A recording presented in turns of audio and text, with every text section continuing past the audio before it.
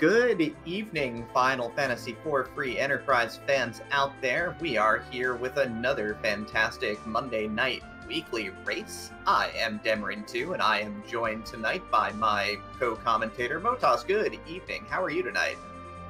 I'm feeling pretty good. We got an exciting seed set tonight. That Forge the Crystal mode is going to make us be hunting for more key items, but the existence of J items and free shops are going to work the other way to speed.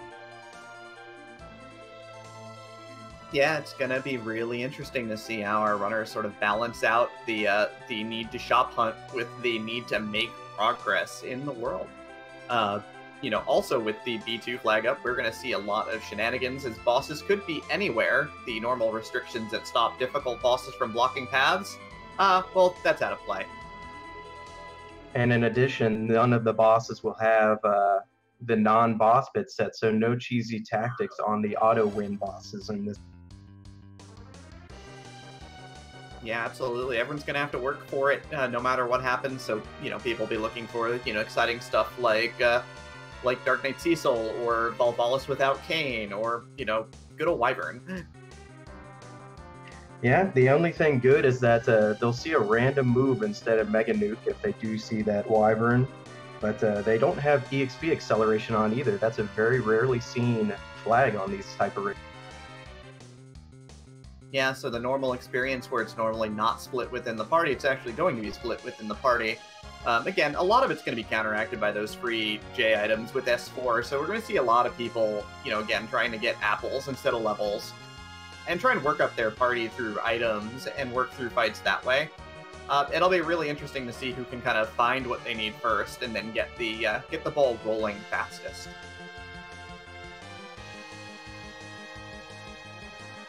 That's definitely true. We'll definitely be watching those shops really close.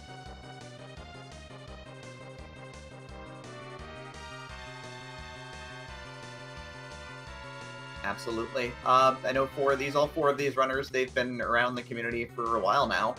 All fairly familiar names to the weekly, so it'll be really exciting to see them all take this on tonight. Good set of skill levels. They all play, pretty evenly, so it's going to be good to see all four of these runners kind of have it out with each other as well on our featured streams, on top of the whole race that we have going on at this point.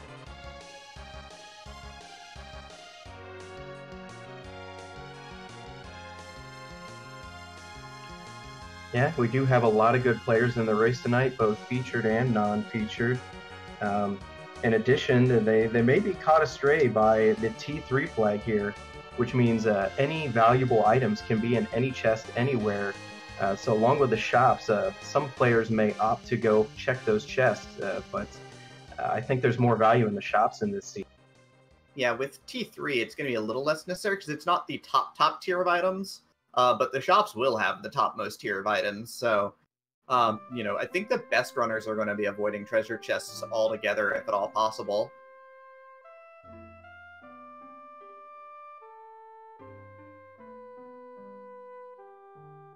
Here we go with this Dark Knight Cecil start. Let's see where they go. It'll probably be Malmor heals, let's be real here.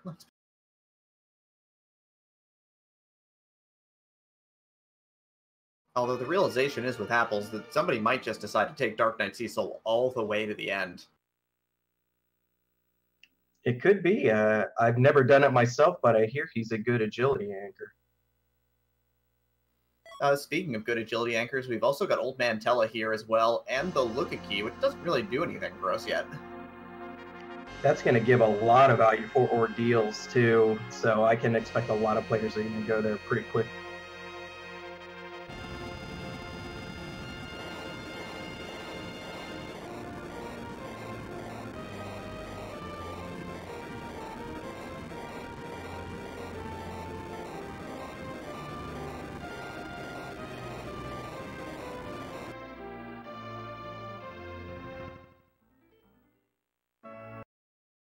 Well, we shall see, as it looks like Hippos is going to stop into Baron, while Shams is making a trip further south to check out Agart first, so bit of a deviation. Great value in those elixirs for sure. Yeah, I mean, who needs a white mage when you've got a stack of 99 elixirs at this point right off the bat?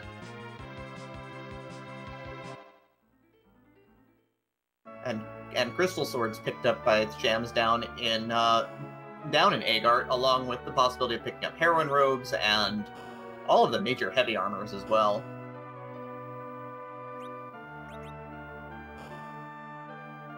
Yeah, that's true. It's not all about that adamant armor. Some good heavy armor can really keep you going. I mean, if they find adamant armor in shops, though, they're gonna do their thing and pick up a set for sure. Oh yeah, no need to choose who gets it when you can buy all 5 right away.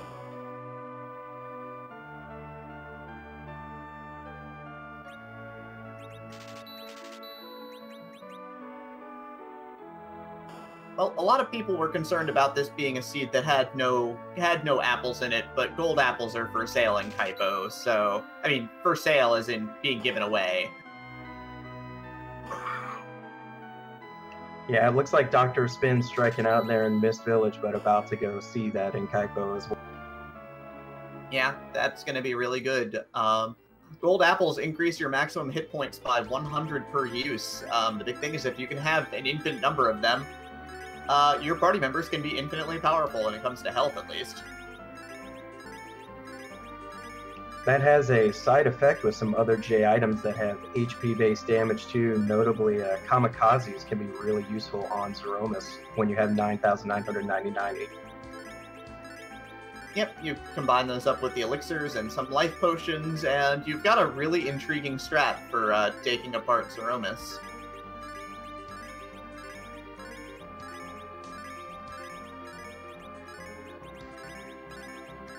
Flurry finds Sid waiting in Kaipo there, but no Sand Ruby yet, so...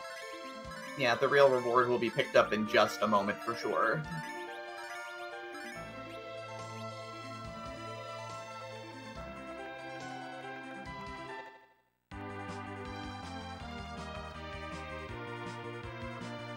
As we see our runners just, picking up more apple pie than they know what to do with at this point in time.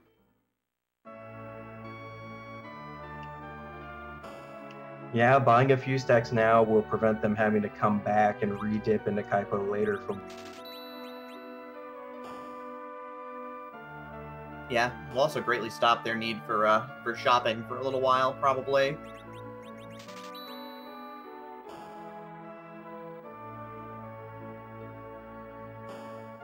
Hippos and Troya picking up Moonveils. Why would you pick up a stack of those, exactly? They're a pretty useful item, although the game doesn't do a good job of explaining it. They actually stop physical attacks as well as casting wall on. Yeah, the barrier effect of preventing attacks is super useful for just for staying alive through some pretty tough fights. It does trivialize an awful lot of battles.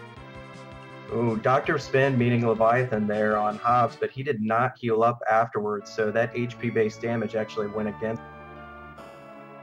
Yeah, he ends up taking 25% of his health from that big wave, but 25% when you're at less than 25% of your max health means you're dead.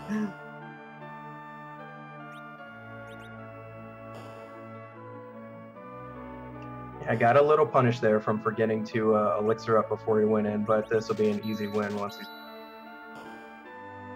Yep, now he's all patched up. This should be no problem, as Leviathan's going to be our first boss on the table today here on Mount Hobbs to have the shot to add on Yang. And with the characters set here, we're only going to see 5 characters, and we already know we've got Dark Knight Cecil, Tella, Yang, and Sid. Still waiting to see that 5th character, but this is looking like a bruiser.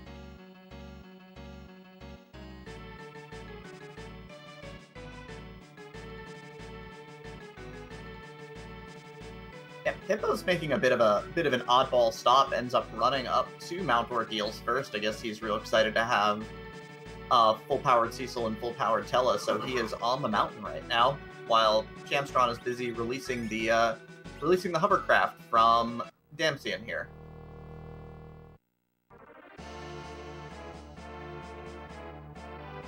I think part of that strategy is just realizing that with the amount of key items necessary in Forge the Crystal mode, you're more than likely going to have to use the hovercraft, so you may as well get it while you're... Yeah, it's definitely a decision to kind of use that time now rather than using it later. Because if everybody needs it, it's going to be pretty great. We've got Shamstron in Antlion Cave, the more standard play.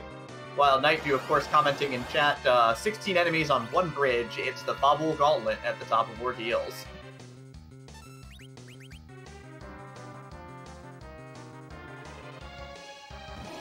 Yeah, it's almost better to fight this gauntlet early, though, because it doesn't save you time to fight it later when you're one-shotting them anyways. It just seems to... It feels more slow when your party is very powerful. Yep, so he's just going to just work his way through it slow, steady, while, of course, one Stardust takes down the Baron Guards for Shamstron, and our first look at a key item slot will be given. And it's a sword, which is literally the least exciting reward you could get at this point in time. Especially with no confirmation of Edge in this seed, either. Yep, the Murasame is a great sword for Edge, but if you don't have Edge, it's pretty useless. Flurry and Dr. Spin about to collect their swords here, but I can't say I blame them. Antlion's definitely a pretty standard play, and it's a very quick dip. Yep, and with Tella, you've got exit access right off the bat without even thinking about it, so you can just pop out without having to even walk.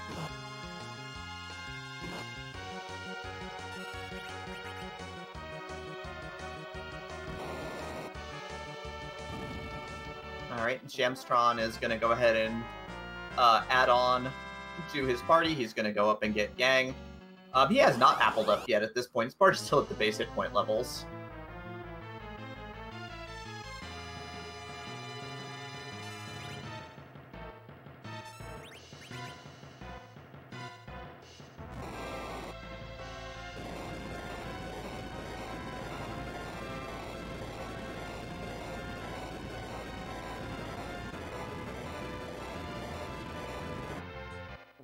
He may just be feeling confident with those Stardusts and not wanting to waste the time until he actually has to. Yeah, Hippo's cracked a Firebomb onto Bahamut with his 8,000 hit point Tella. We were talking about items that do damage based on your maximum health. Well, the Firebombs do 50% of your maximum health as their base damage, so did a little bit more than 4,000 damage to Bahamut and took down the dragon in one shot. Rude awakening for Bahamut up there for sure.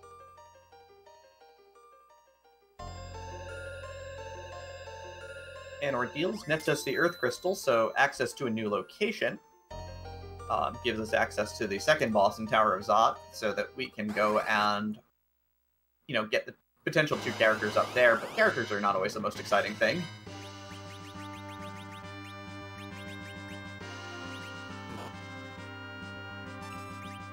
Yeah, with the items, I can see some of these runners choosing not to pursue that, even though it's 2 chances at characters, just because they may not feel like they need a full party to. Yep. Also, Mom Bomb's a bit of a rude boss to see here because it has a 10,000 point damage threshold when it transforms for you to break through. So you're going to have to use a couple of Firebombs on it to break on through it.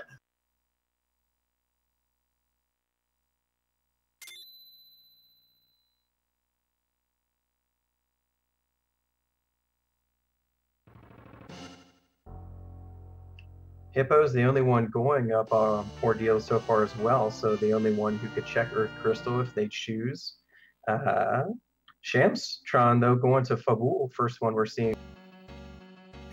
Yep, again, making a pretty standard routing play. This is generally a fairly safe and standard routing for flags for Free Enterprise, kind of progressing with the plot a little bit to start, just to get a little bit of extra experience, take down a couple of early boss spots.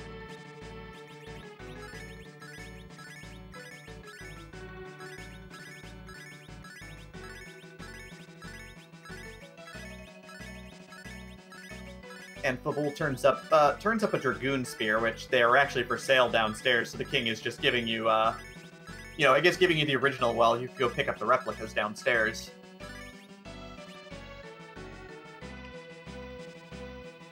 Yeah, that is definitely a joke.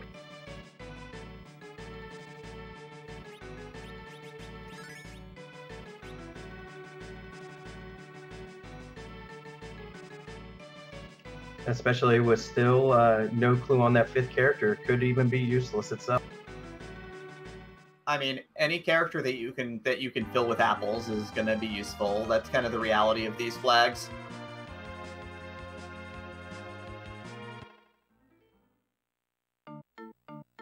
Although definitely seeing heavy armor already and that Dragoon Spear already, Kane would be a welcome addition to this already pretty heavily physical party, although a White Mage would be better. Again, I think the biggest thing with these flags that tends to get missed by a lot of people is that while we love having a White Mage in the party, I mean, I am White Mage partial to an exceptional degree, they're not strictly necessary when you have 99 elixirs. Like, the biggest thing is that if any character can heal any other character to full, White Mage is a little bit is a little bit useless at that point. I can't talk tonight, I apologize. Yeah, and with 9,999 HP on your characters, it's going to take a couple of big bangs to take them out. Therefore, you have plenty of time to throw up.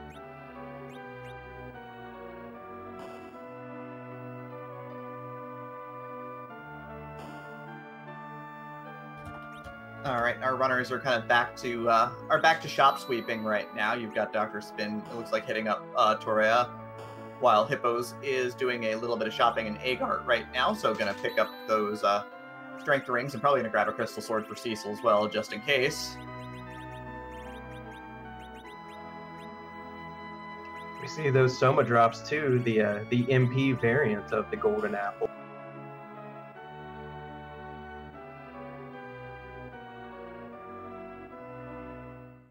Yep, lots of incremental gear upgrades here. The biggest trick with these flags is to not get caught up in those incremental gear upgrades and make sure that you're constantly just, with the huge hit point totals and everything, just making sure that you are grabbing what you need and nothing else.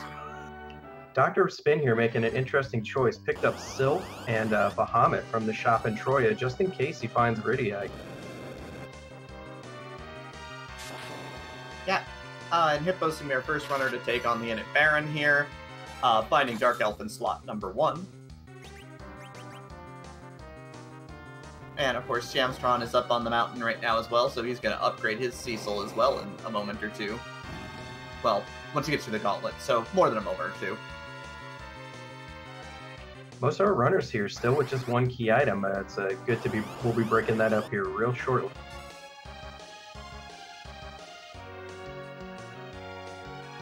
Yep, second boss is going to be a bit of a time waster for our runners here, so it looks like that's kind of the theme of the day is time wasting bosses. We have Golbez in slot number 2 in Baron Inn. Yeah, it's always frustrating to get the heavy dialogue bosses on easy boss slot.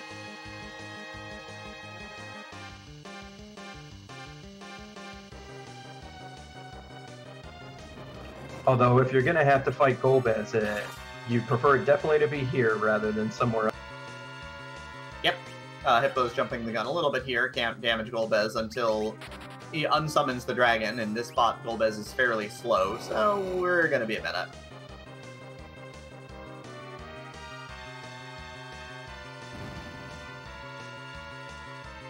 Dr. Spin joining Shamstron on Ordeals to find that, about to find that Earth Crystal after a long fight.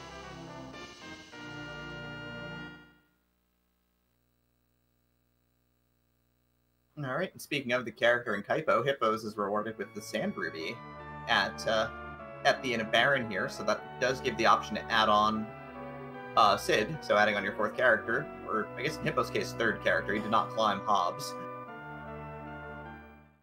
You know, I didn't catch if they found any good items for Sid yet, any axes or maybe an Earth Wrench. I'm fairly sure that there was Rune Axe for sale someplace, so would not worry about it at that point.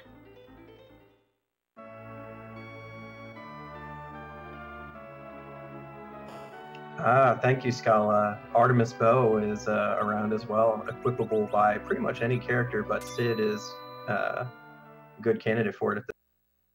Yep, Sid is an excellent bow user, intriguingly enough. It just doesn't ever really come up in the vanilla game. But here, of course, it's super handy, potentially, if that's kind of your game plan.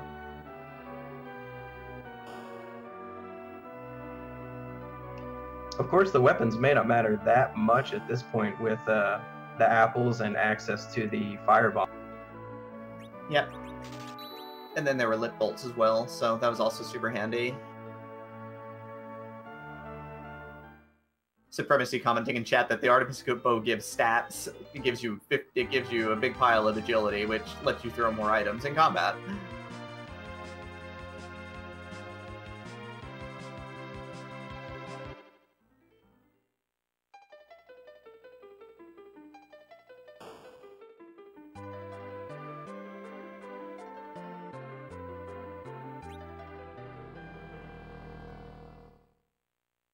Of course, the interesting thing here is that with the open that we've had, the fact that Hippos has the Earth Crystal and has exhausted all their options means that we do have to climb the tower right now. So we are at the Tower of Zot for Hippos, as he is taking a little bit of a lead here. Definitely a couple of key items ahead, and the first one going up to find maybe the last character. Yep. More importantly, this is our only potential path to the underworld at this point in time, so it's the only thing that's going to keep us progressing forward in this run. Now we all wait on pins and needles to see if it's going to be a hook or a magma key. Yep, actually, Venerable asking in chat, has anybody checked for the Crouching Mist Hidden Dragon? And the answer to that is no. No one has checked anywhere that has potentially a hidden dragon in it, so neither the spot at Mist Dragon or Watery Pass Akamam have been checked yet. Vanilla Mist Dragon holding a magma key would definitely be a troll spot, right? It's definitely happened before. It's also happened before that it's the only way to get underground, so that's always a potential outcome.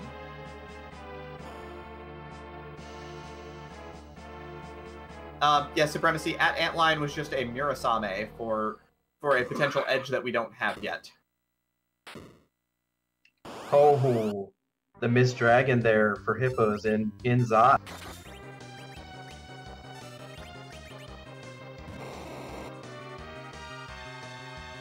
Unbelievable. That's a lot of value in Zot then. 2 potential key items here and 2 potential characters.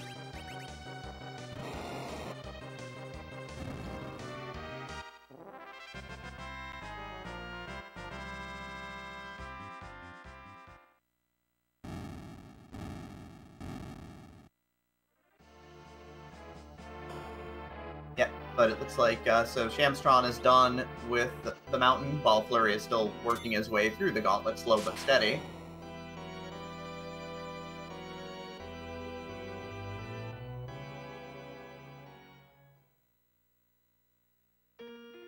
Dr. Spin in danger of getting exploded here. I mean, if he keeps summoning Chocobos with those Grimoires, it's gonna happen. Leviathan's a little bit more up the power level there.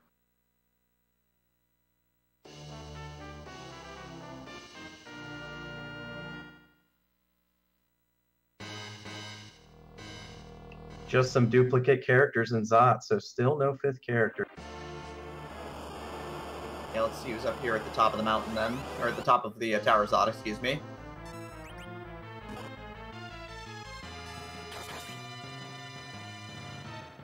Looks like it was duplicate Yang and duplicate Cecil. Yep, and for Hippos it was not a duplicate Yang, interestingly enough, so he's not going to have to go up Hobbs at all at this point.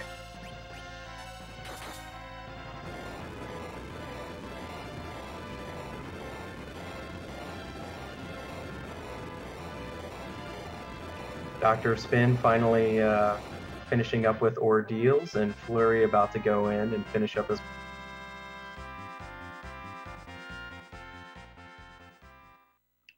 And a nice defense sword on Dr. Spin. I'm not sure where he picked it up, but that's a surprising value out of what is not usually considered a top tier. Yep. I think the biggest thing, again, is that as these runners progress, those weapons are barely going to matter, as it's going to be a lot of throwing of fire bombs and lit bolts to kind of get the job done. That's right. Our runners don't refer to these type of flags as shopping percent for nothing. All right, and the Tower of Zot gives up the Darkness Crystal here, which is technically not underground access, which means the Mist Dragon is going to give us our way to the underground at this point. But the seed is gonna run wide open at this point in time, as our runners are gonna have the decision of whether they want to early moon with all these apples or not. Because the path of the underground is gonna be the hook. Yeah, with that hook, I can see a lot of our runners choosing to go to the moon first, just because on the K2 flags, there's a lot of value in checking the moon bosses, a lot of potential key items up there versus running all the way through lower. Yeah, that does really kind of, bear up the question of where you're going to go next, because you've got a ton of options. Like, even with a full-powered appled-up party that could just firebomb their way through any of their problems, getting to the underground through the hook is still a bit of a process.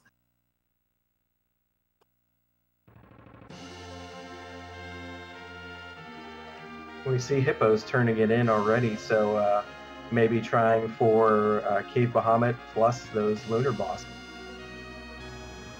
Yeah, the early moon play is a thing. Supremacy, of course, is saying could always be hoping for the magma key on the moon itself.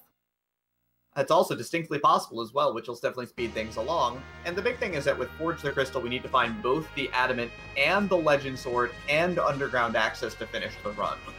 So we've got a little bit of work to do, certainly, and the moon is going to help us make that progress.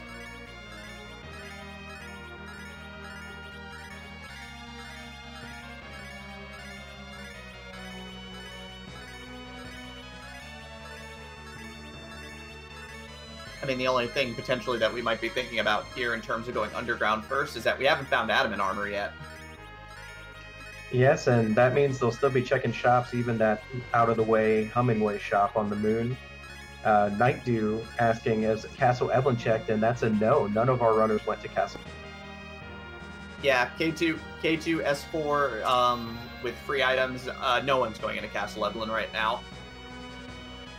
Yeah, trap chests are right out for our runners. They're not going to want to waste time on those battles.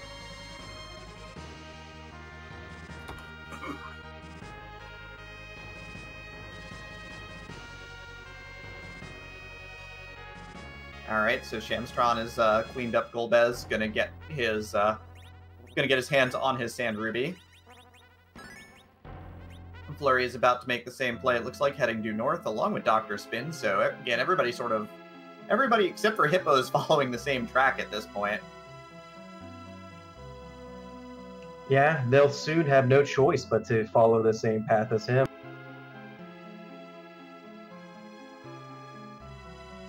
Yeah, everybody in chat, by everybody I mean Night Dew Supremacy and Invenerable are regulars. They've decided it's time to go ahead and hunt for something in Cave Bahamut. I don't know what you find up here, though.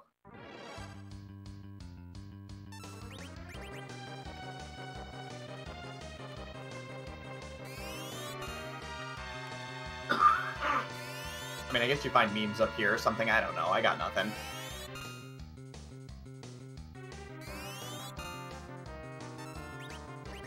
That is the in-joke. A lot of runners will skip Cave Bahamut because it's only one check versus the Lunar Subterrane's 4 or 5 checks.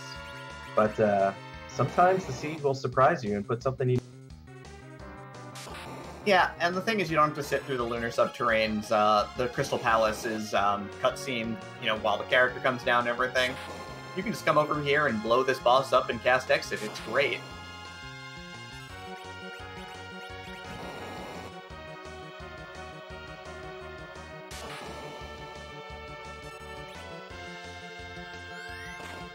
Dr. Spin and Flurry clearing out the Baron in.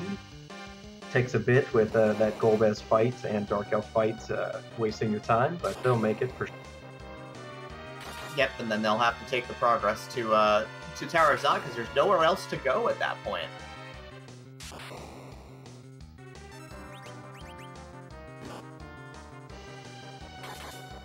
Penguinator asking, did hippos run out of apples? I really hope not. They were free.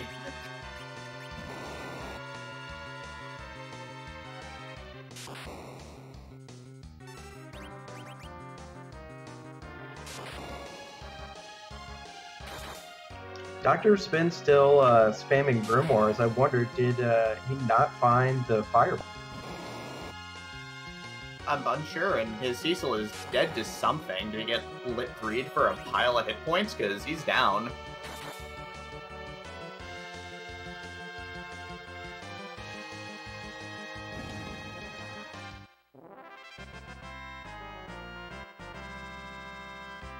I think he just went down to the Shadow Dragon. Ah, that's right. Shadow Dragon ate him. That would make much more sense. Of course, though, the pink tail is the item up here at Bahamut. So, I mean, I guess it's one adamant armor. Does that even count as value on S4 at this point? Yeah, it feels bad to get that pink tail when you know there could be infinite adamant armors lurking in a shop somewhere.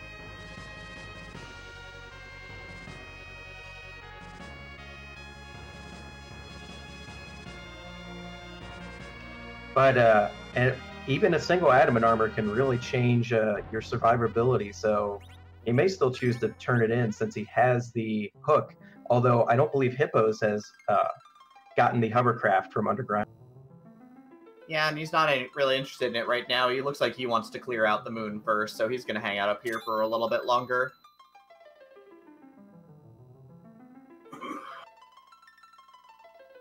And he is rewarded with character number 5. It's Uncle Fusoya. So we've got double Sage action tonight here.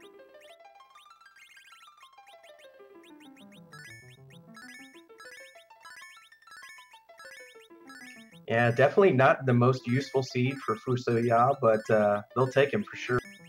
I mean, any character you can stick apples on is going to be good. Plus, it gives access to much faster D-Machine grinding with Tella and Fusoya. Not that anybody's going to be doing that tonight.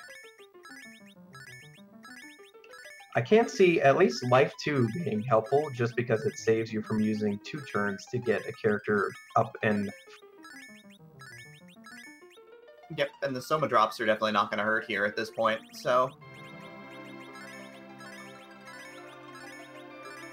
Yeah, that is the pain of existence in vanilla Final Fantasy IV is that Tella and Fusoya have set MP levels, so you need those without Soma drops, which aren't available in the regular game in these quantities. They're kind of limited, although they have powerful spells. They can't cast them very. Yeah, this is very true, and of course, you know, Hippos, of course, he has to go deeper at this point. I think that was definitely the play. He's going to just at least get some glass masks and crystal rings on for some extra protection onto his team.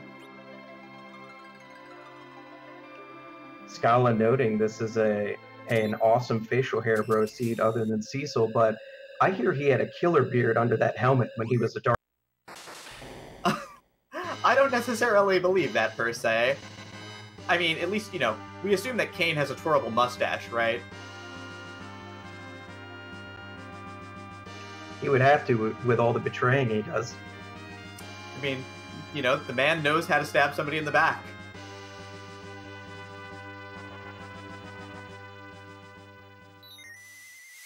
Alright, so Shamstron is halfway through the Tower of Zot, and it's found that Yang is here.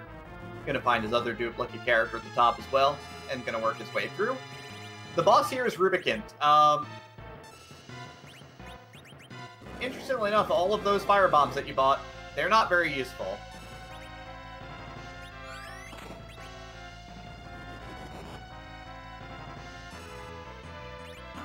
And we'll see how Hippos deals with this. Looks like it's going to be a berserk play. Yep. We're just trying to keep Fusoya alive, and that's not going so well so far.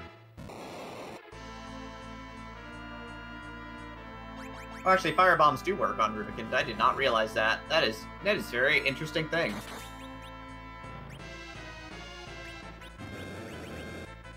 Yeah, this game always is ready to surprise you with the way items are coded, which is bizarrely.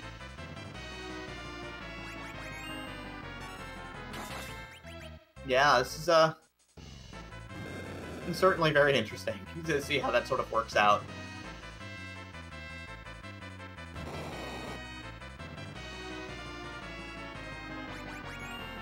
With all the facial hair conversation, I just want to note that bald is beautiful, okay? You guys leave Yang. I mean, I'm assuming that Sid is also bald under that helmet. Well, if he had beautiful hair, there's no way he'd hide it under the helmet in the first place, so I think you're right.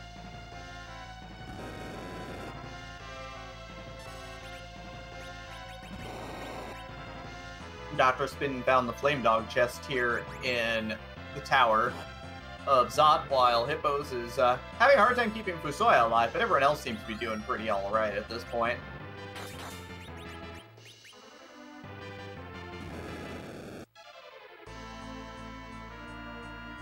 I don't know, is there a 5th character for Epic Facial Hair Party at this point?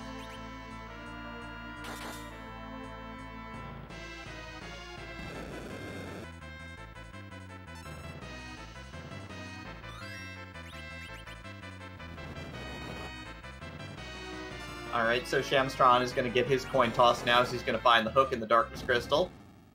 Flurry is just taking down the Mist Dragon. I think Dr. Spin is just starting it up right now.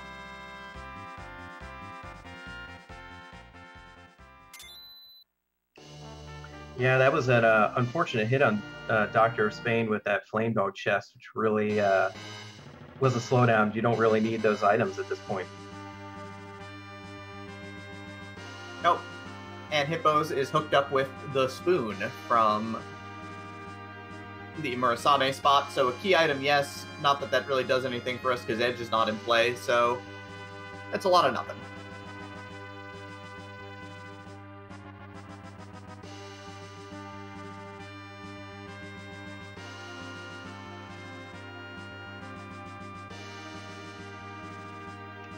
Dr. Spain still spamming these grimoires. That is a painful randomness to deal with. Yeah, but occasionally you get to see Sylph, and Sylph is great. Also a broken part of this game. Fun fact. Right, so Shamstron at the shop down below finds Power Shirts at the shop for Cave of Evelyn, so I'm going to be happy with those. Going to increase the strength of his party immensely.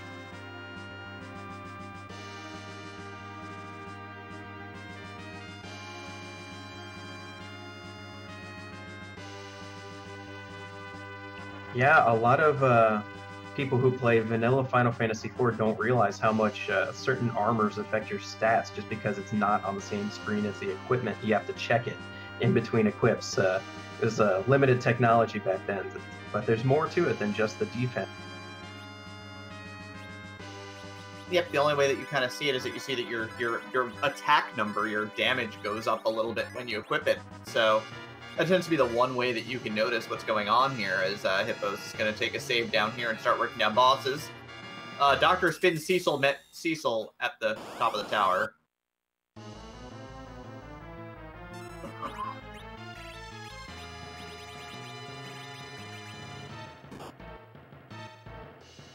Good to see a boss like Dark Imps, see it there on the moon, even though, even if they had popped potion for, coffins, they can't use them.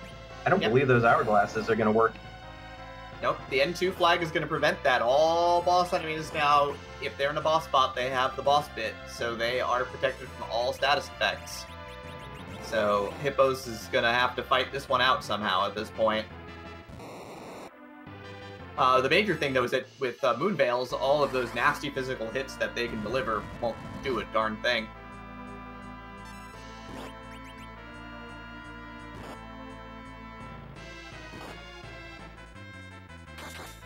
As Shamstron's our first player on stream to go take the hook route, as he's going to pick up Fusoya as well as the character in Cave Evelyn. So he's in good shape there for his 5th character as well, as we're going to get our first look at the hook bosses as well. Yeah, and with Fusoya from Evelyn Cave, if Shamstron finds a path somewhere, he'll actually get to skip that character get cutscene on the moon. I mean, if there's nothing required down here, we don't quite know that yet. And of course, everyone's going to have to come down here because Hippos is rewarded from the ribbon spot with the Legend Sword. So everyone is going to have to go to the moon for sure. He also got the pan as well, which is a great item for going back to Earth. That is going to be really painful if any of our runners decide to go underground before they go to the.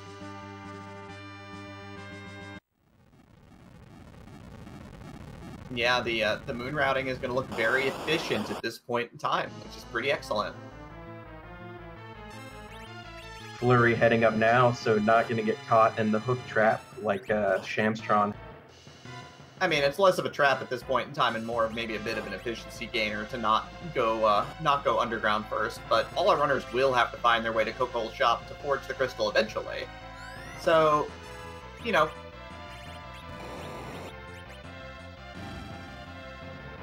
It could be a game changer if any of these runners find the magma key. This is very true. It'll save a ton of time. Penguinator, of course, very happy about this moon lineup, because this is a moon lineup that you want to see in hard seeds. And oh my goodness, there is the adamant. Both halves of the crystal sitting right next to one another, and Hippos is in go mode. Moon value extremely strong here. Yeah, he's going out right now. I mean, he's still got to get through the hook at this point. He does not have the magma key, so he's still got a little bit of work to do, but his run is almost done at this point.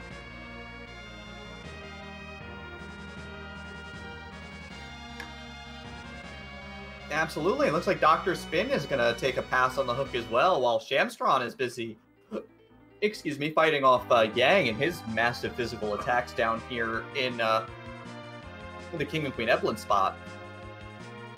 Yeah, no bringing Yang to his senses in this seed. You got to kill him the old-fashioned. With fire. That's clearly the answer.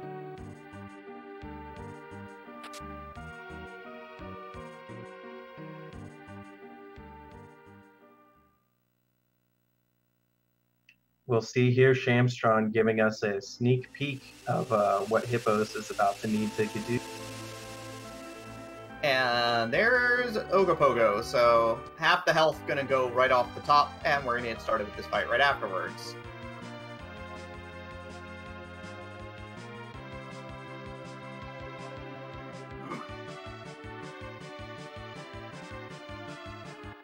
It's going to be interesting to see with both of those necessary key items down near the end of the lunar subterranean, if anyone clears some unnecessary bosses on the other side. Yeah, I mean, Hippos' play was to go to Hailtim spot first, which makes a lot of sense, honestly. So did do 2 bosses otherwise that he would not have had to do, but, you know, got the job taken care of without a doubt.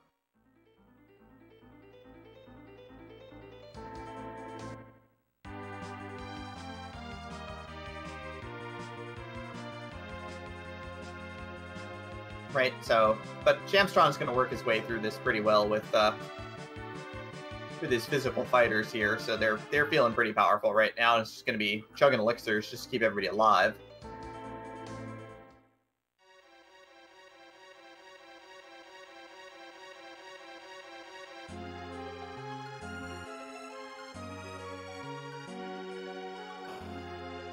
Yeah, you can be lulled into a false sense of security with Ogopogo on those HP-based attacks, but then you can cast some rude black magic. I mean, Ogopogo counters a lot of stuff with Blaze, so can really wreck your party potentially. But he goes with Swag Scraps. He's going to throw down with the Meteo here.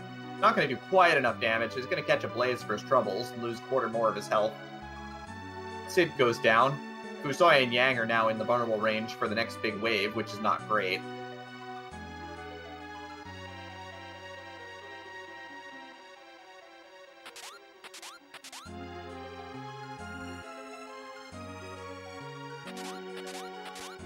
Hippo's having a hard time resisting the Siren Song of Treasure Chest as he cracks a couple on his way to the underground. Yeah, you know, if you play this game enough, you get that muscle memory and you kind of forget that, hey, oh, I don't need this. I don't actually need this. Yep, but Shamstron's going to be our first featured runner to the underground, where he's going to learn the important rule: you should always go to the moon, except when you're not supposed to go to the moon.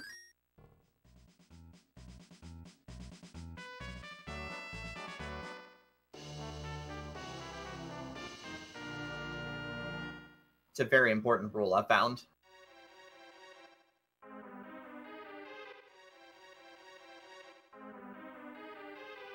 I mean, I'm a little bit sad. Hippos isn't even going to drop that pan off at this point. He's just going to finish.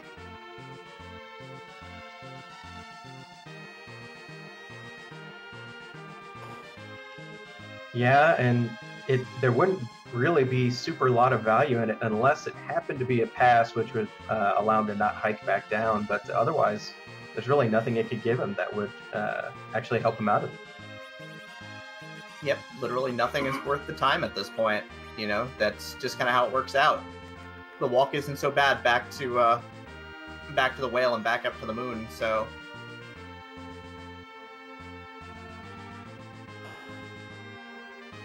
Alright, Doctor Spin and Flurry are both taking the same route that Hippos did to start the underground at this point.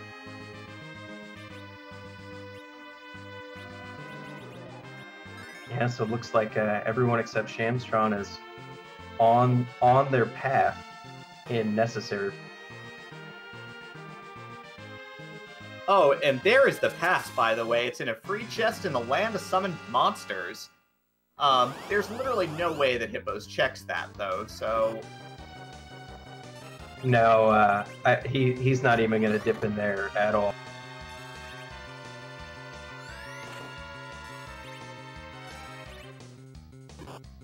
I mean, a KG runner might make a check at the free item just to see if you get the pass, but is it really worth the time?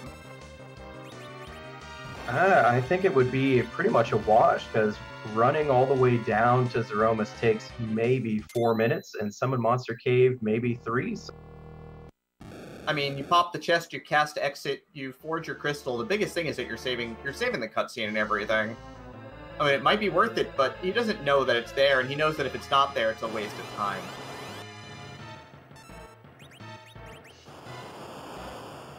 Flurry throws Cecil at a problem, blows Cecil up with a kamikaze to take out Rubicon.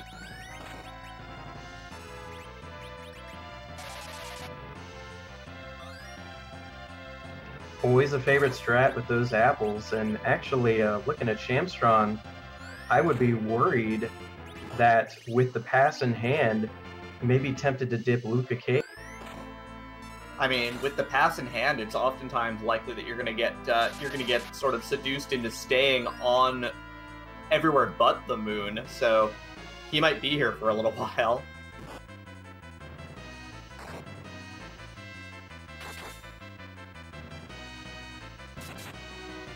As Hippos has zerked up his team and is just going to work with that crystal sword, looks like a rune axe and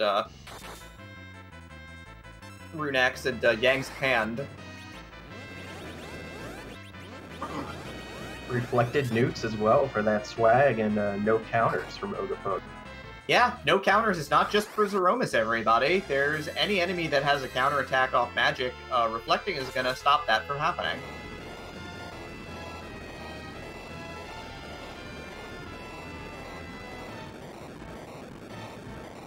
Yeah, Shamstron's. Go ahead. Flurry about to finally get down and find the extreme value down here. He's going to find the most value, certainly. Shamstron's stream is clipping a little bit, but he found one of the bosses down below was the Lunar Dragons. Bursts through them with a flurry of fire bombs, and gets a Stardust Rod for his troubles, which I think we've seen it for sale at this point. But of course, sitting right... What's that? Go ahead. Nope, sitting right next door, though, is the original Dark Knight Cecil, though. The Man of Destruction. I don't know if Shamstron wants any part of that today. Oh, he's going up to save and heal up, so I think he might go for it. If he goes for it, he's got to fill up on apples at this point in time. Like, going in with 4,000 health is not going to be enough. He's gonna get messed up pretty badly here. Yeah, don't forget, viewers, that bosses don't have their boss bit off. So Dark Knight Cecil is not going to be defeated after 3 attacks. He's going to keep coming relentlessly until he actually dies the regular. Yeah, and those waves are doing 1,100 damage apiece, everybody, and they're coming hot and heavy. I think Shamstron's seen enough. That didn't take long. Yeah, that's a big nope, especially in the Leviathan spot of all spots. One of the worst spots for Dark Knight Cecil to be in. All right, so Flurry actually went over to the Wyvern spot first to take on that particular boss, and we get the we've got the empty box bug. So I have no idea what he got.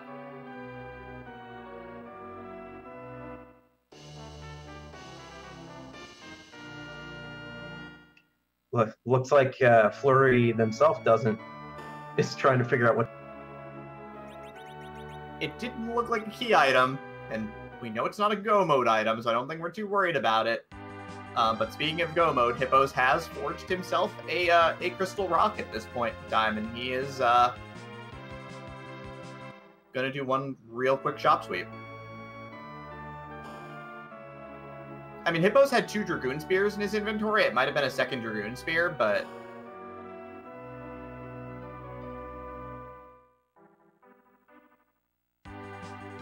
Penguinator, we got Water Hag. We're seeing Water Hag at Dwarf Castle.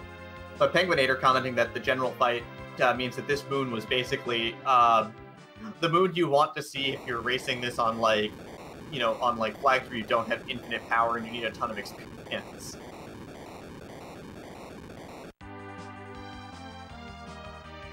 Yeah, it's interesting to note, if people haven't been paying attention to the stats, that the parties here are like in only like level 20 to 25 due to the no EXP acceleration. So they're going to beat this game at an extreme low level. Mm-hmm. But they're going to do it on a steady diet of apples and also apples. An apple a day keeps Zeromus away. That's what they say. Yeah, but then what happens if you eat like 70 of them? Well, I guess Zeromus dies. That seems likely. I'm into that.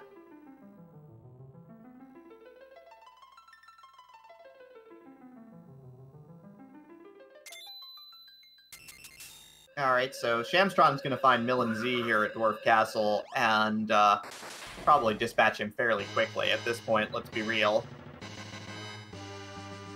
Yes, no one will be falling into the deep ravine today. Nope, Flurry has got half of his go mode now as he picks up the Adamant from the White Spear spot, just picks it right up off the dais. Dr. Spin's going to give us a second look at the item at Wyvern, hopefully. I think this is just proof that Adamant ore is just a regular old moon rock.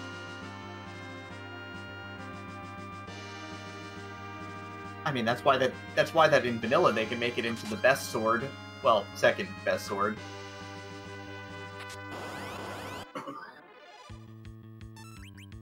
There's an in-joke there of some sort for Game of Thrones fans, I think.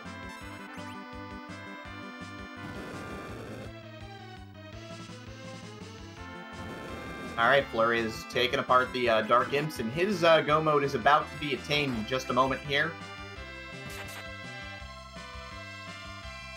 As he's going to crack the right chest first and find the pan, crack the left chest second, realize he should have everything he needs to be done with this place, and he is done with this place.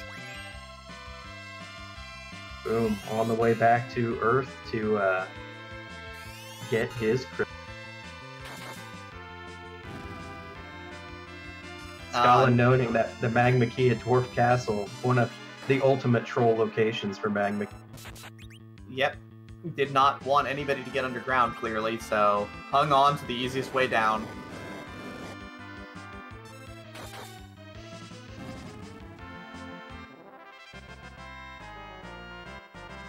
Supremacy asking, why is Hippos opening chests? Actually, I'm not sure. I don't know the answer to that question either.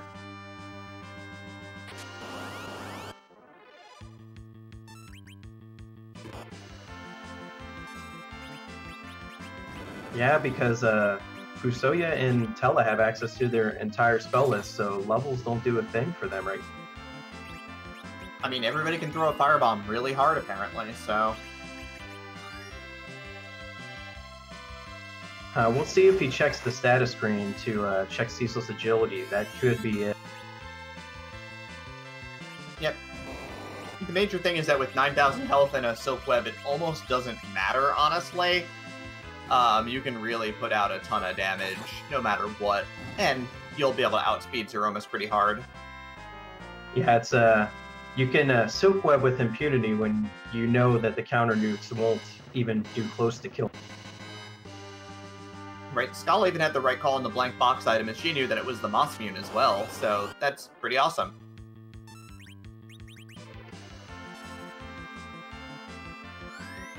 Alright, Shamstron drilling out of the underground at this point in time after talking to the Sylphs, or, well, talking to Yang. He doesn't talk to the Sylphs unlike some of us. And is going to go ahead and see if Sheila's got the goods. Spoiler alert, she doesn't.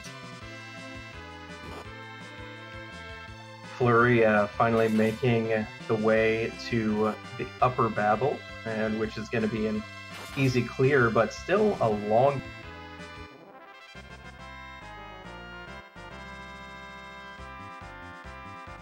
Magma Key was held by the by Luca, actually, at Dwarf Castle.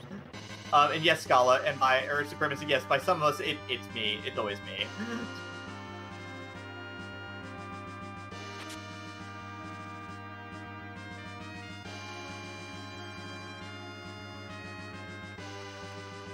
And Sheila 1 was the rat tail, so it's a chain to be chasing at this point in time for sure. Yeah, unfortunately, Shamstron hitting every rabbit hole. Yep, and, you know, again, like we said, with the way that this seed sort of started playing out with that pass, he's going to jump down every single one of them, most likely.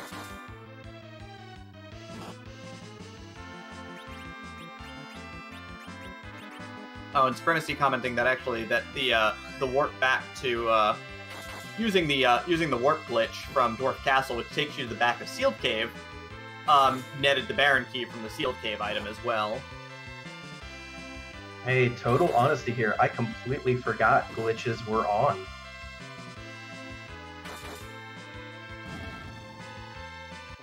Yep, so he gets the Baron Key, and then the Rat Tail turns into the Twin Harp, so he gets both land-based rabbit holes here. He's got the 2 items at Baron if he can take down Odin and the King. He's got the 1 item in Cave Magnus, so I guess we're hoping for music at this point in time, but he's got a lot of places he can go now.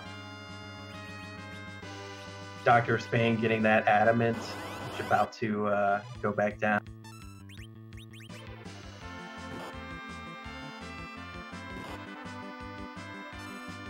Yep, that is definitely half a go mode right there.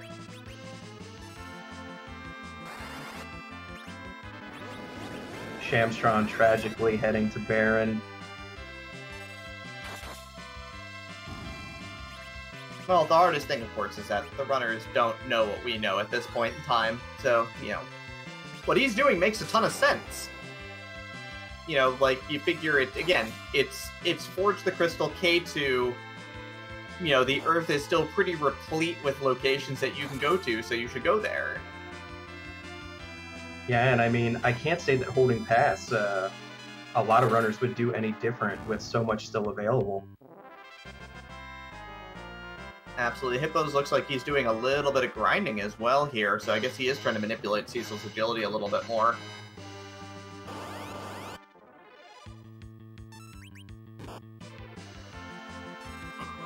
Yeah, just straight up turned encounters on him. Yep, gonna work his way through a couple of them, it looks like pretty swiftly.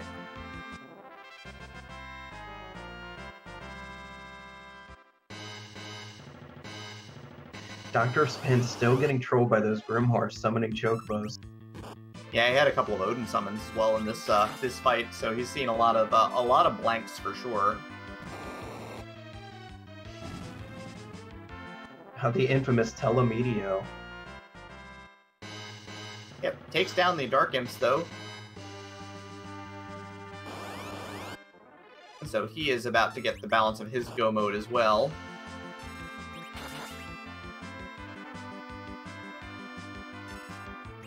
While Shamstron finds Wyvern, who is not very dangerous today, just drops down, and so we're going to see what the second boss of Baron is at this point as well.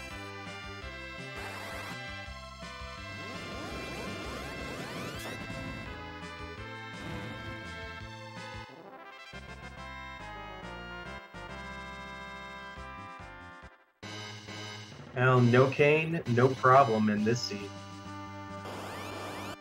Yep, firebombs solve a lot of your problems, and if firebombs aren't hitting, interestingly enough, one of the things that can hit Volvalis in her spin 100% of the time, kamikaze characters.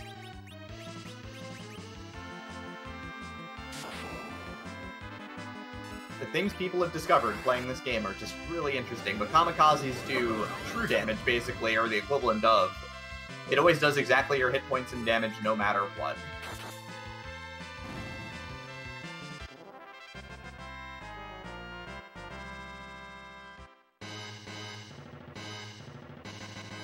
True Whisper asking, is it even possible to lose to Zeromus with these flags and that many hit points? I mean, you could go AFK or like grab a drink or something, or you know, make a sandwich during the fight. Let the active time battle run. You could find a way.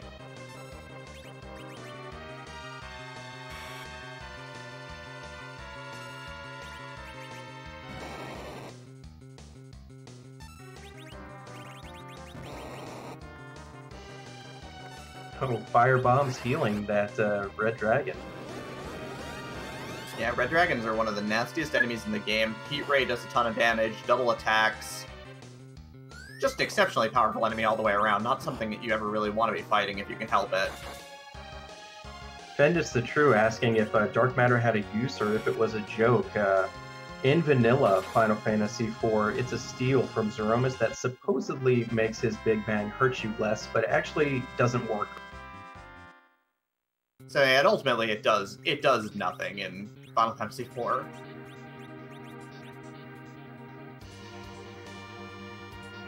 Rubiconte's fire element is just for flare supremacy.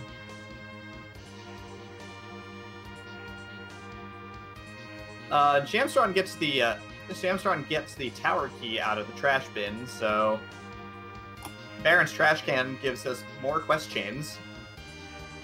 Flurry with the crystal now, so they'll be heading up right about now. It's a shame on Shamstron because the tower key is another pretty appealing chain to follow because you can get 2 key items. I mean, you say that the tower key is appealing. I say that it's not. I just don't like the item.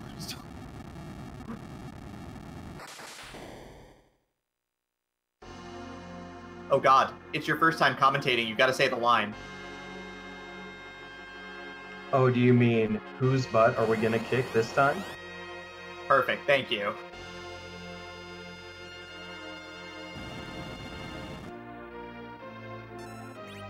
If you don't say the line, you get cursed with 7 years of Scala Kitty Seeds, by the way, so thank you. A fate worse than death.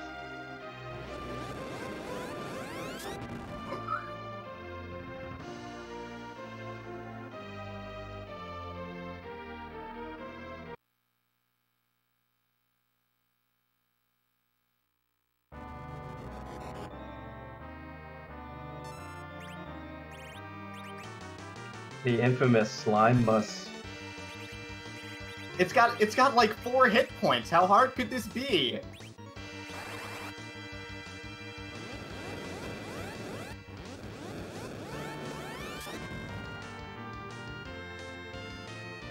I mean, we're gonna get like 1 experience for this fight and 1 gold. Look at that ruthless face, though. It's smiling. It's so happy. That's all a front. That's a smile of death. I don't think this could hurt anybody. See, look, only, oh god, that's actual damage.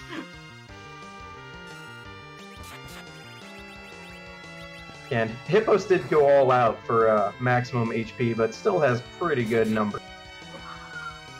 Yeah, taking this as a pretty standard fight rather than a firebomb and, reflect nuke fight. So we'll see how that ends up working out at this point. Flurry is making his run. He's on his way. He's done with this seed too. He wants to see this slime go down, so he is on his way. Now tell me, Demarin, do you know if firebombs bypass Zeromus's HP regain? They do not. They are a direct attack, so they trigger a nuke counter as well as triggering the health refill as well.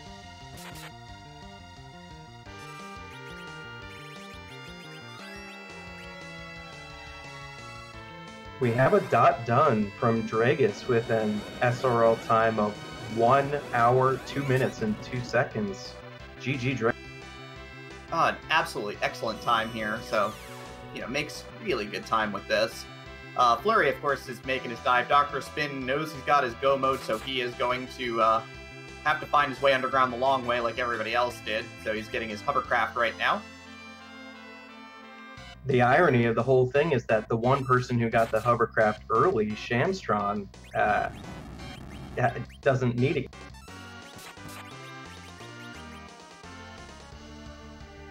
Yep.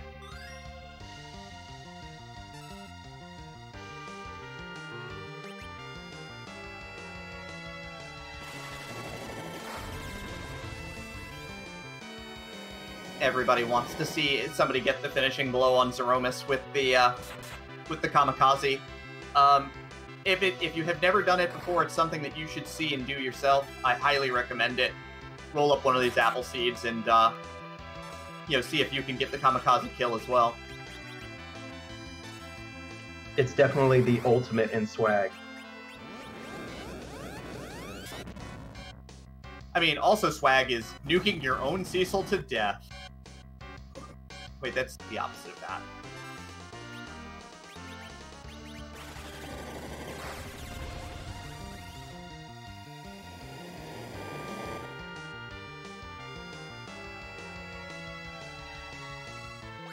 I mean, everybody makes...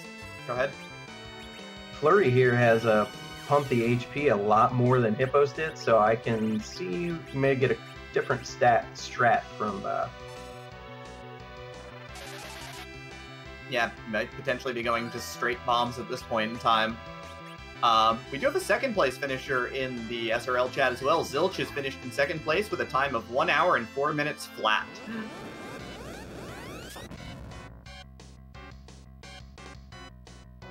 And Chokoshira as well with a time of 1 hour, 4 minutes, and 23 seconds. A lot of runners getting done right around the same time. Very good.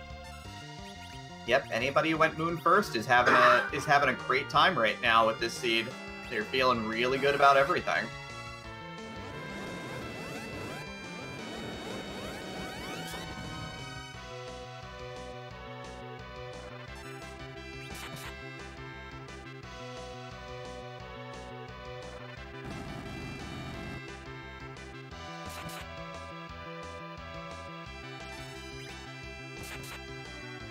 Dr. Spin making the long trek down to forge their crystal, and then we'll be joining.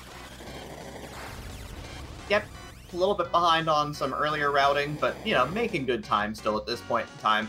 Shamstron finding Plague here at the top of the Tower of Babil, which is actually one of the most dangerous spots that you can find Plague, honestly, because of the hit point total.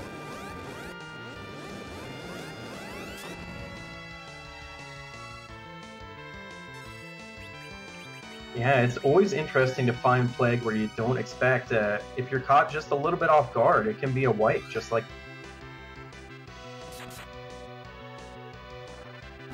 I mean, this is where those kamikazes potentially come into play. If you fling one of your characters at Plague, you can raise them back up to get your count reset without even really having to do much. Plus, you're going to deal a bunch of damage to... you're going to deal a bunch of damage to Plague in the process by flinging your characters at him. We got a quick glimpse at Shamstron's inventory. I'm not sure that Shamstron bought Kamikaze.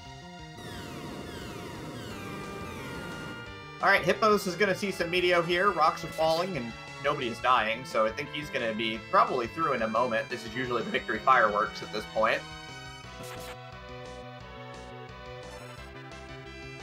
Oh, did he just reflect a Moonveil onto Zeromus? He did. Oh no, that's a little known fact about this game is that wall affects a lot of different items that cause spell effects, so that's a... Yeah, so reflecting the barrier means that Zerker Cecil can't do any damage to Zeromus. Thankfully, a nuke goes off and we are spared that, which is excellent. Hippos is our first on-screen finisher and our 4th overall finisher. 1 hour, 6 minutes, and 42 seconds. Yeah, a really great run here from Hippos. Great routing and very good execution throughout. Yeah, absolutely. Definitely a solid run all the way around. So, going to make some really good time. It's good stuff.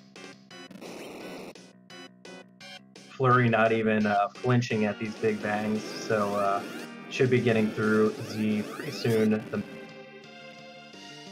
Yeah, absolutely. Jamstron ended up getting killed by Plague, reset all the way back to the overworld and said, forget it, I'm going to the moon, I'm done with this. So he is on his way up to the moon, which will make him very happy in a few minutes, I'm sure. And of course, our 5th place finisher is, cannot pronounce that name. And I'm gonna make a mistake or two. Smackty? Yep, finishing in 5th place at 107.25. Another excellent run tonight. From one of our newer runners, certainly.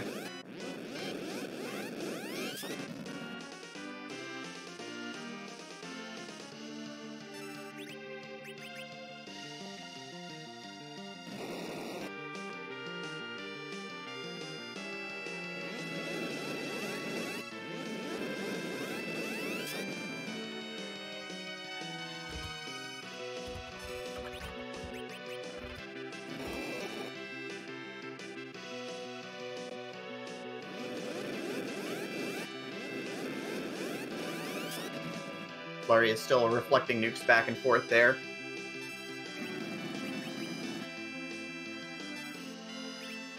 Alright, we're gonna get in here for an interview as well, while we watch the end of this race. GG Hippos, nice run tonight. Thank you very much. So how did you feel about the seed this evening?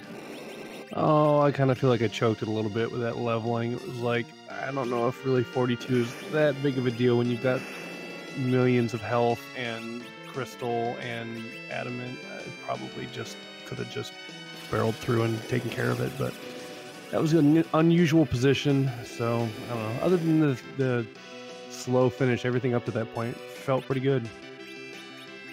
Yep, still enough to finish in 4th place, which is great. We're seeing Flurry here attempt to finish this off with what looks like kamikaze straps, so I just want to see how this one wraps up at this point. He starts flinging his characters left and right at the Meteo throwing Zeromus. It'd be great if you actually sent the character flying across the screen. I would really, really respect that, honestly.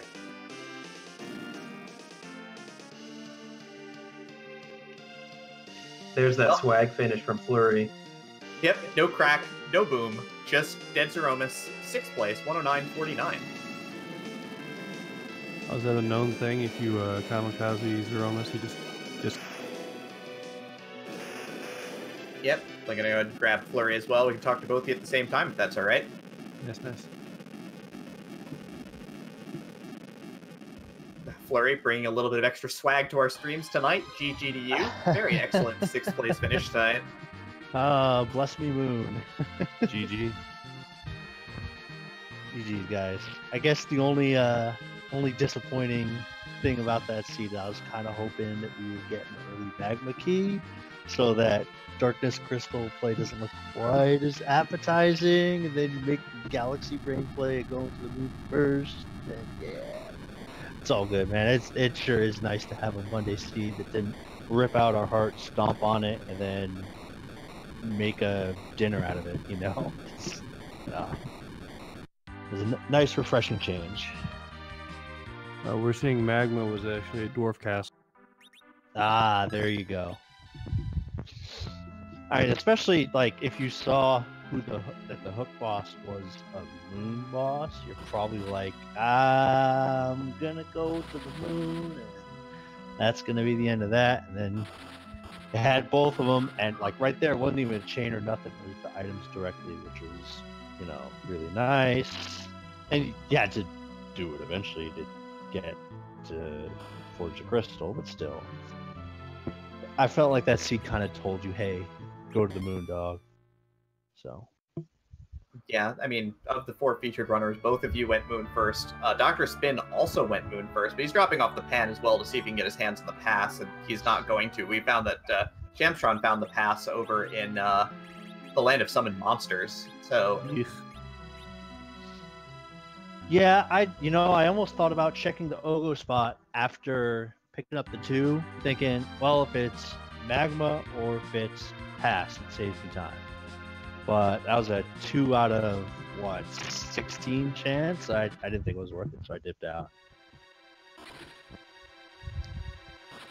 I'm looking at the credits. I don't think I saw it have anything. No, but that's alright. It's kind of how it goes sometimes. Yeah. Sometimes you gamble, sometimes you don't, and that's kind of the play that you make. Shamstron is on his way down to finding double value on the moon, which will make him very happy. Oh, there you go.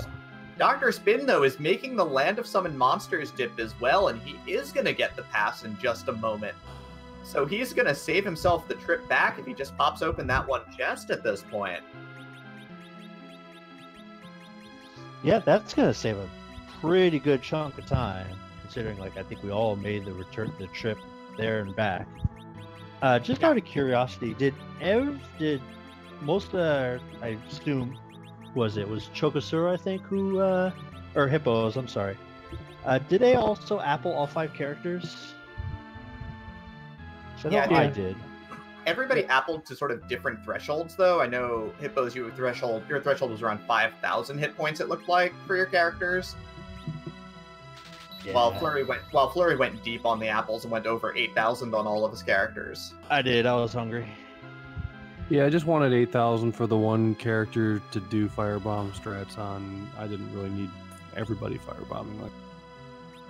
Yeah, that makes sense. I think that's the optimal way to go. I kind of wanted to just be able to kamikaze with everybody. If I had to go to the moon, I could just say, oh, I'll just throw 5 kamikazes, and I totally didn't do that as I'm fighting the bosses anyway, but yeah, I think that was the way to go. Good job, dude. I think that's the best way to take that, is have one character deep in there.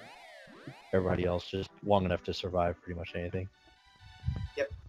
While we've been talking, we have a 7th place finisher. We have Fred Coughlin in here at 1 hour 13-12 seconds for 7th, and 8th place was PMA Kfal at 1:14.18. Nice. And Hippo, just out of curiosity, what made you do that random encounter grind on the moon? I was obsessed with 42. Way too obsessed. It really cost me way too much time. It's going to be my big regret from this whole race. 42 agility or 42 level? Yeah, 42 agility. Okay.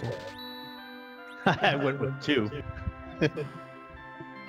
He was on 38 when I got him. I was like, well. Yeah.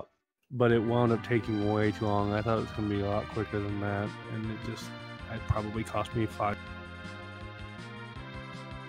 Yeah, the tough thing is that without the experience rebalancing, so you're not getting the full experience in everybody, it can take a lot longer to get a couple levels. And that wasn't being smart and getting other characters killed so he could just take all of the experience for himself. It occurred to me late on to do that. I don't play with X-Zero very often, so yeah, learning lesson, I guess. Yeah, I don't think a lot of us play on X-Zero. No, we like ourselves. That's why we don't do that. Yes. I thought that was when we're having the cursed ring really kind of came in handy. I was kind of thinking going along the same lines. Like, I don't want him to end up with 27 agility, then you gotta do that grind. So I was kind of like, as long as it doesn't get too high, I could curse ring him down at below 5. It should be okay. one of those things that was nice to pick up. Yeah, and in case you two are curious, Dark Knight Cecil boss was in the Leviathan spot. Shamstron saw that first. Ooh, yikes. Man, if this was not a shopping seed, this could have been pretty brutal. Yeah, I mean, Dark Knight Cecil was only doing 1,100 points per wave in that spot. It wasn't that bad. Yeah, and two. Yeah, And two, yeah.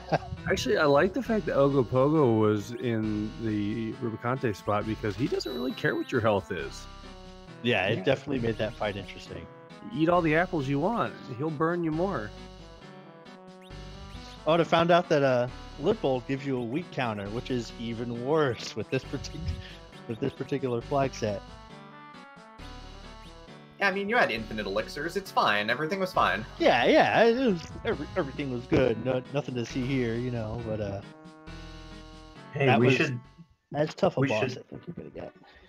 We should note now that Shamstron's going to forge the crystal. Dr. Spin has already forged their crystal, but has also taken some extra shopping trips. So there's an opportunity here for Shamstron to overtake Dr. Spin. Absolutely. So I think we're going to want to put a little focus on these two runners here as they both make it to the end of their runs. So do either of the two of you have any last thoughts before we wrap up this interview? Nope. Go ahead. I was just saying, appreciate you guys commentating. Everybody, I think it's the Thai guy who's restreaming and tracking. Appreciate all that stuff. You guys make this look good. I just wanted to say I had a ton of fun racing straight up ordeals with Dark Knight Cecil unleveled and with Old Man. So I mean, it's not something you get to do very often. So yay for these flags for getting to do something different and switch it up. Absolutely. Thank you both for running tonight. It's always fun to watch. Have a good night. Thanks, guys. And our runners are right there. Yep, Shamstron, I think, has just touched down outside of Toraya with the pass, and it looks like Dr. Spin's getting in one last meal before Zeromus at this point, filling up on apples. Oh yeah, and Dr. Spin is filling all the way. Yep, leave nothing to chance. Leave everything to Apple.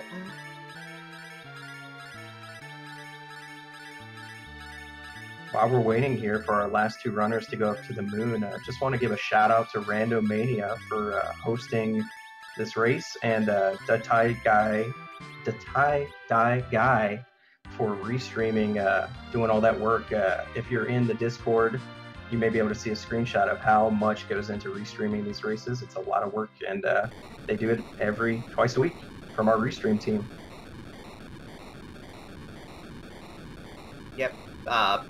Having worked a bunch with Randomania, they're fantastic hosts. We're as glad to have them, running our events, and so great to work with, certainly. But we're back to the action here for a moment as Dr. Spin is touching the Falcon down outside of Toraya. Shamstron's taking his last meal right on Zeromus's altar at this point in time. He's filling up on apples as we speak, right in front of Zeromus. Of course, I think while we were interviewing, we did have two more finishers. I don't know if we caught Ovok Jam at 9th place, 1 hour, 15 minutes, and 15 seconds. And at exactly 1 hour and 20 minutes, we say Akir finishing up in 10th place tonight.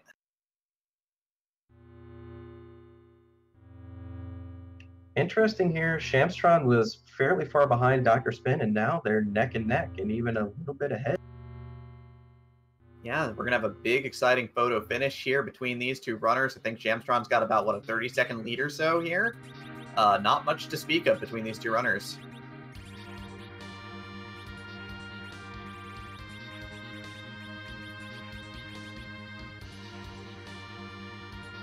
A little bit of last-minute inventorying here from Dr. Spin to get the items where they want them.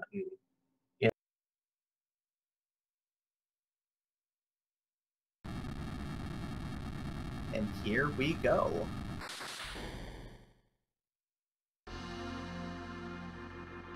While they are revealing our boss here, another shout out to Scala Kitty tracking tonight and also developer of a tracking tool for this randomizer.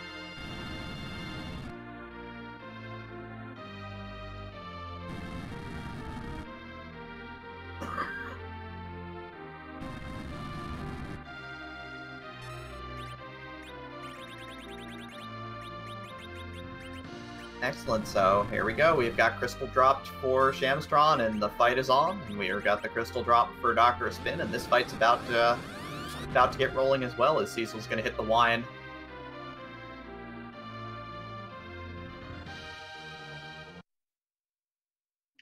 I too tend to get physically strong and attack indiscriminately when I drink.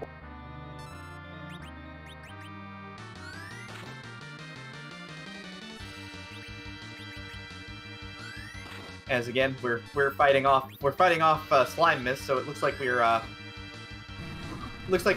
actually found our way into the Dragon Warrior Chaos randomizer here. That's what we're fighting tonight.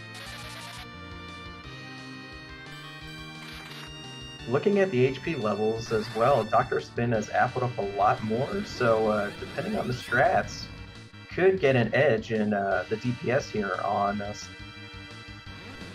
Yep, going with direct nukes to nerf the first Big Bang, so just gonna go in there and gonna go with the plan A, which is just stand up and go directly at Zeromus at this point. And another finish here from Simbu with a time of 1 hour, 21 minutes, 7 seconds in 11th place. GG Simbu. Yeah, very nice. I think one of the tough things that Dr. Spin is learning, and anybody who's berserking their characters, is that Yang and Sid are both very dependent upon levels to really do damage as berserkers, because they don't have access to, like, the crystal sword for massive base physical damage.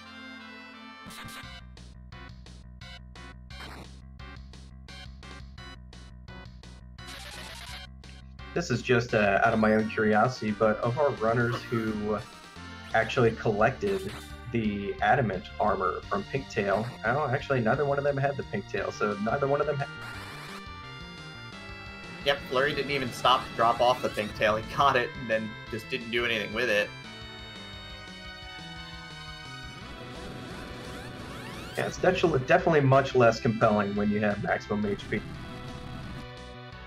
Yeah, it's a lot less interesting when you're able to fire off firebombs for 5,000 plus, or kamikaze yourself for 10,000 a shot. Yeah, when you see these 800 damage rolls from Sid, that's downright pain. Yeah, it's kind of what you expect, though. I mean, Rune Axe, you don't have the strength multiplier behind it, you just don't have the hit point total to really back it up. Or, excuse me, you don't have the strength total to back up to get that damage up.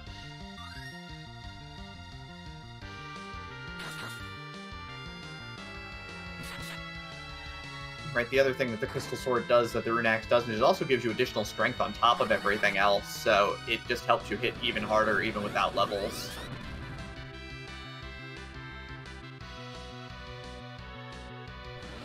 Yes, there is a reason that sword is only achievable in the regular Final Fantasy IV as one of the very last items you can collect.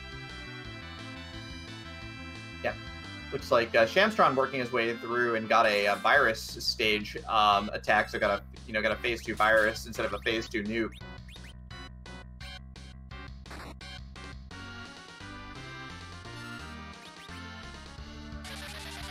Yeah, Shamstron is hungry for it now, getting those direct nukes. Yeah, everyone's just going all out right now with direct damage, not messing around with anything else here.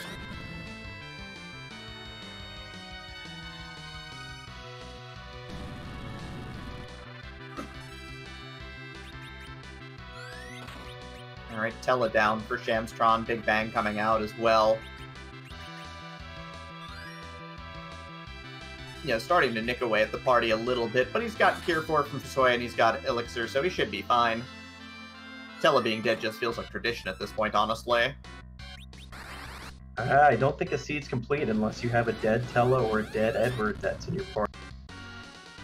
Yeah, C3 is, since you've got that fixed party, the C3 traditions must be held.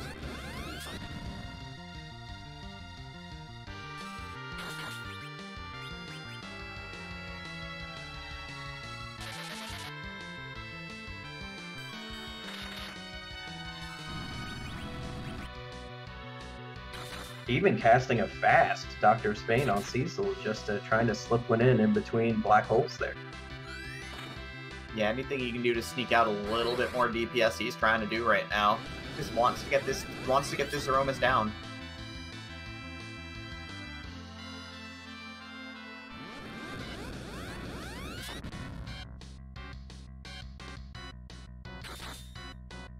Yep, Shamstron Cecil's hitting pretty hard though, hitting for about 5,000. Even Yang, who is not going to be hitting hard in a situation like this, is hitting for about 1,000.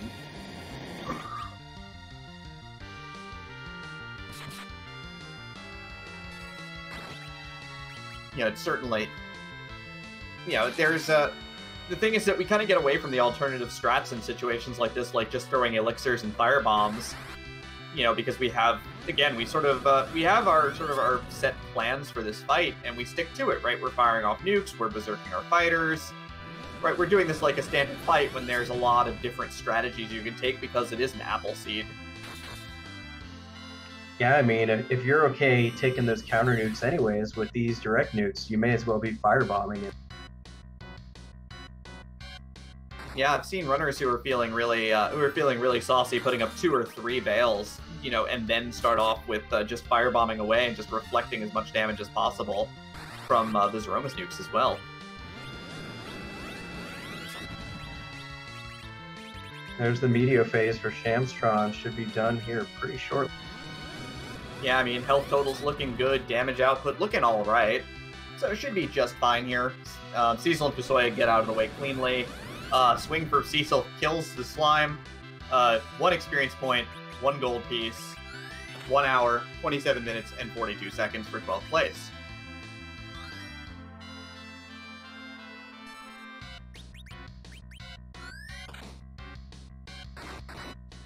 And with Dr. Spin just about getting done with Slimus, we can put that evil grin to bed for good.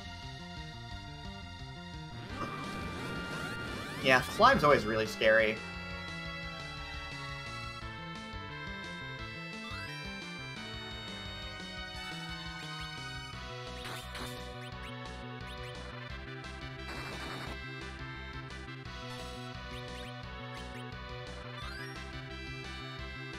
Right, more direct nukes. Not here to mess around, certainly.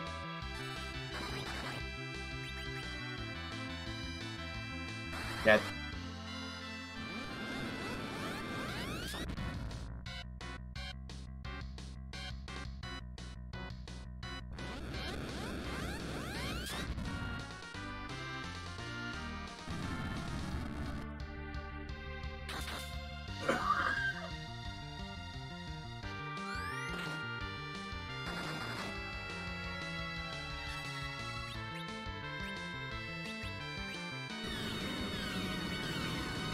And there's the Meteor phase for Dr. Spin, so it is almost time. Yeah, there's no way that Meteors are going to take his party down from 7,000 hit points. One more swing from Cecil, and Dr. Spin is over the line in 13th. 1 hour, 29 minutes, and 37 seconds. So GG to everybody who's finished so far. Yeah, lucky 13th place there for our final featured runner tonight. Nice job, Dr. Spin. We'll see if we can get both of these runners into chat for a little bit before we wrap this up this evening.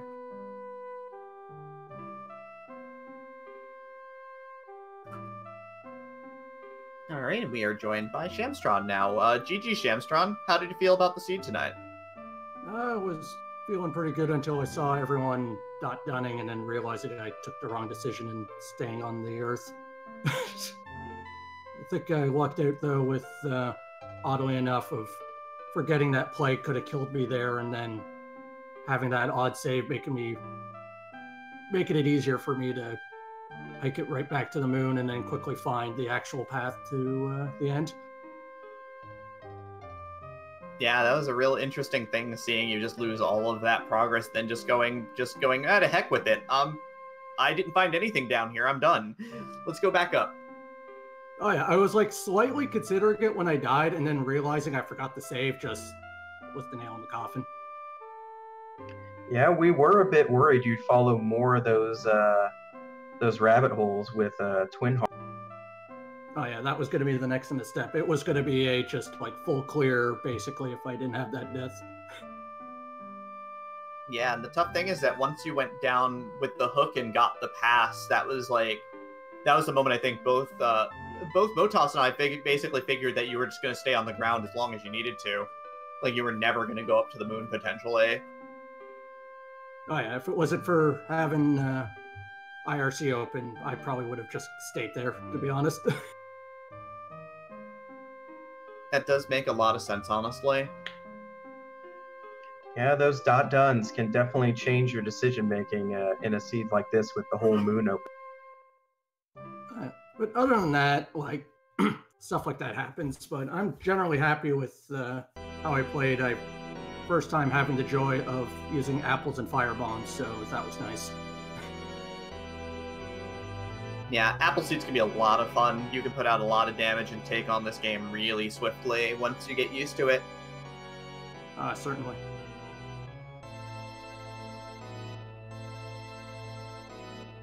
Excellent. So did you have any other thoughts about the seed tonight, or are you looking forward to running more weekly races as we come on?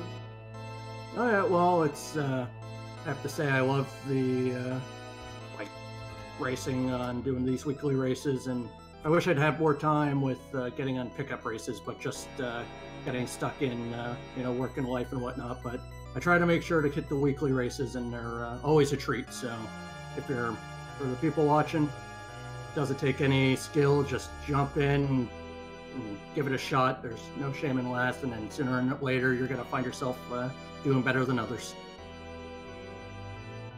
Yeah, absolutely. That's a great way to look at it. I know a lot of like the league racers from the last league, came from doing these pickup races at first, just showing up and coming up every week. So, you could be the next big runner of this potentially. I mean, you could just show up and have fun too, whatever you want to do. Oh yeah, certainly.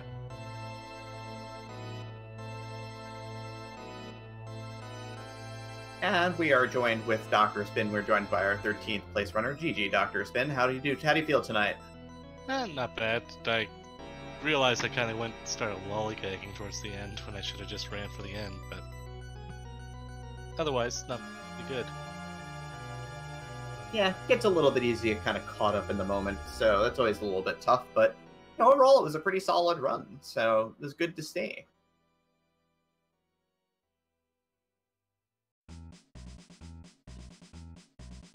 So, do you enjoy the apple seeds? Are these kind of your thing, or do you like the little bit tougher flags yourself? I don't know. I think when I get down to it, I like some of the longer flags. I seem to, when it's just have to grind it out, I seem to do better. But sometimes the fast seeds can be quite fun too. Absolutely. I mean, do you have any thoughts about your own ratting other than the ending there? How did you feel about your Moon First play? I mean, other than the fact that it paid off, of course. Well, yeah. Yeah, once I realized I had the Darkness Crystal, I realized it just made it much more sense just to go down to the moon and see what's there. There's a good chance that there would be at least one of the key items that I needed. Yep, and it happened to be both right next to each other, which had to be a pretty good feeling. Yeah, and then I just completely spaced that, wait, I have everything I need. I just need to get down. And I went and did a couple extra fights. But At least getting that pass sped you up. Or was that Shamstron? I'm forgetting now. Which one of you? I did grab the pass. Yeah, you had gone in for the pan hit as well, so I know you did a lot of digging around. But it all worked out pretty well. Yeah, I was kind of hoping I'd find some adamant armor or lying around in one of the shops, but didn't get so lucky.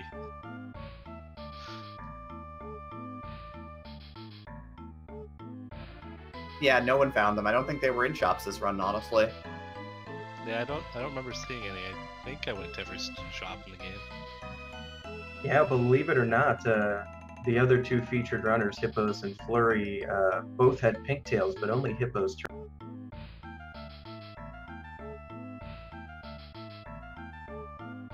Yeah, not a lot of need for gear here, honestly, if you were going for a more magically inclined strat, so it ended up working out alright for them too. So, do you have any final thoughts for us at this point, Doctor, before we wrap this up? No, I think that was. I mean, that was a great run. Hope I can get do better next time. Absolutely. Well, thank you so much for running tonight, and GG one more time. Thank you.